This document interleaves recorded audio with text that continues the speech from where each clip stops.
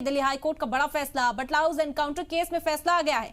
कसूरवार आरिस खान को फांसी की सजा नहीं, लोअर कोर्ट ने फांसी की सजा सुनाई थी। हाई कोर्ट ने फांसी की सजा को उम्र कैद में तब्दील कर दिया। इस वक्त की बड़ी खबर बता रहे हैं, दिल्ली हाई कोर्ट का बड़ा फैसला सामने आया।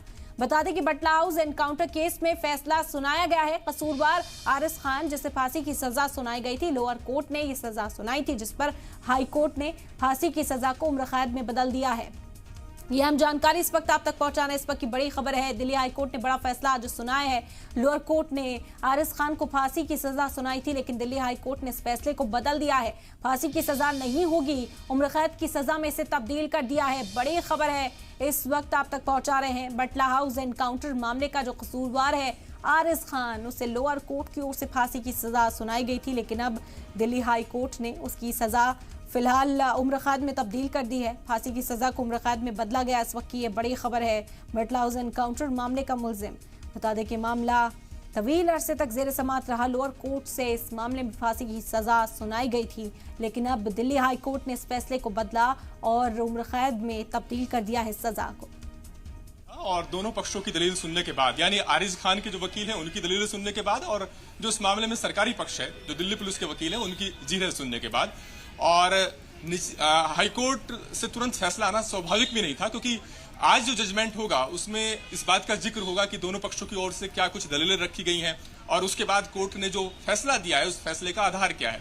तो लिहाजा ये एक सामान्य प्रक्रिया है कि अदालत पक्षों की जीरह सुनने के बाद फैसला सुरक्षित रख लेती है और फिर किसी दिन फैसला सुनाया जाता है। तो अगस्त में सुनवाई पूरी हो गई थी, उस दिन फैसला सुरक्षित रखा गया था, आज फैसला सुनाया गया है।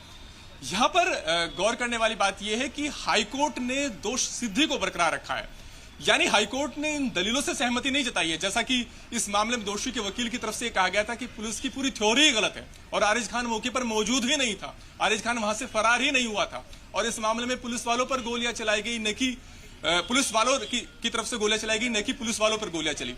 कोर्ट ने दोष सिद्धि को बरकरार रखा है। तो ऐसे सूरत में अगर फांसी की सजा को बरकरार नहीं रखा गया है तो पहली नजर में समझ में आता है कि कोर्ट ने इस मामले में जो मिटिगेटिंग सर्कमस्टेंसेस होते हैं उनको तवज्जो दी है, और उसमें यह आता है कि क्या आरोपी के या गुनहगार के सुधार की गुंजाइश है या नहीं। हालांकि जब ये इस मामले को लेकर के कोर्ट में जीरह चल रही थी तो इस मामले में आरोपी की दोषी के वकील की तरफ से कहा गया था कि उसकी उम्र बहुत कम है, सुधार की गुंजाइश बचती है, और ऐसी बात नहीं है कि सुधार की गुंजाइश नहीं है। लेकिन इस मामले में सरकारी वकील का यह कहना था कि जेल के अंदर से जो रिपोर्ट आई है, जो उसका व्यवहार रहा है, वहां भी उसका व्यवहार संतोषजनक नहीं रहा है। तो ऐसे में दोषी को इस बात के लिए कोई खेद हो, उसके सुधार की कोई गुंजाइश हो, इस बात की संभावना है नहीं। हालांकि हाईकोर्ट के आदेश को देखना पड़ेगा कि किस वजह से हाईकोर्ट ने फांसी की सजा को उम्र कैद में बदला है, लेकिन प्रथम दृष्टया यही समझ में आता है कि रिफॉर्मेशन वाली जो दलील दी गई थी शायद उससे हाईकोर्ट ने कन्विंस होते हुए फांसी की सजा को उम्र कैद में बदला है। अन्यथा निचली अदालत का जो आदेश था वो बहुत स्पष्ट था, और निचली अदालत के आदेश में बहुत सख्त टिप्पणियां की गई थी। निचली अदालत के आदेश में कहा गया था कि ऐसा जघन्य अपराध है कि आरिस खान अपना जीवन का अधिकार खो चुका है।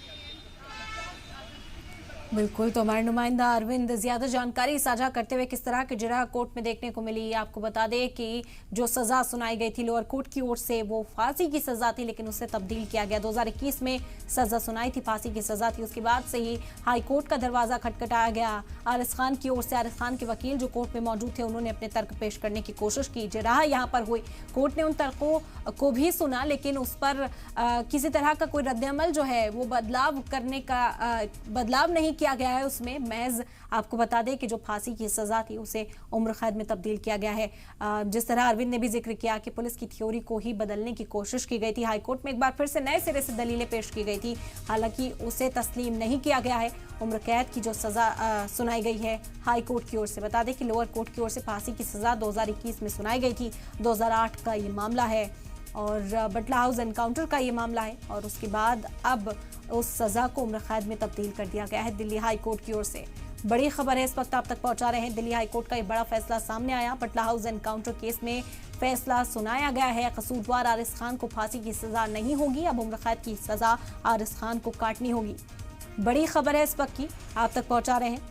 बटला हाउस एनकाउंटर का मामला 2008 में सिलसिलेवार तरीके से विस्फोट हुआ था। उसके बाद जब पुलिस की टीम यहां पर पहुंची थी तो पुलिस टीम पर ही हमला किया गया था, एनकाउंटर किया गया था और इंस्पेक्टर मोहन चंद शर्मा की जान इस दौरान चली गई थी। उसके बाद से ये मामला ज़ेर समाअत था। 2021 में आरिज खान को फांसी की सजा दिल्ली की लोअर कोर्ट ने सुनाई थी और उसके बाद हाई कोर्ट का रुख किया गया। आरिज खान के वकील जो हैं वो हाई कोर्ट पहुंचे और वहां जाकर अपनी दलीलें जो हैं वो पेश की गई, अपने तर्क कोर्ट के सामने पेश किए गए। लेकिन लोअर कोर्ट ने जो फैसला सुनाया था, जिस तरह आरिज खान को कसूरवार माना गया था, उससे बदलने से इनकार किया हाई कोर्ट ने। हाई कोर्ट ने पूरी तरह से उस थ्योरी पर ही यहाँ गौर किया है। सजा को बदला गया है। बता दें कि फांसी की सजा को उम्र कैद की सजा में तब्दील किया गया। फांसी की सजा एक नज़ीर के तौर पर दिखाया जाता है और उसे यहाँ फिलहाल बदलकर उम्र कैद किया गया है। ये बड़ी जानकारी इस वक्त आप तक पहुंचा रहे हैं। दिल्ली हाई कोर्ट का एक बड़ा फैसला सामने आया। बटला हाउस एनकाउंटर केस में फैसला, कसूरवार आरिज खान को फांसी की सजा नहीं दी गई, उम्र कैद की सजा सुना दी गई है। लोअर कोर्ट ने फांसी की सजा का ऐलान किया था, लेकिन अब इस सजा को तब्दील करके उम्र कैद की सजा का ऐलान किया गया।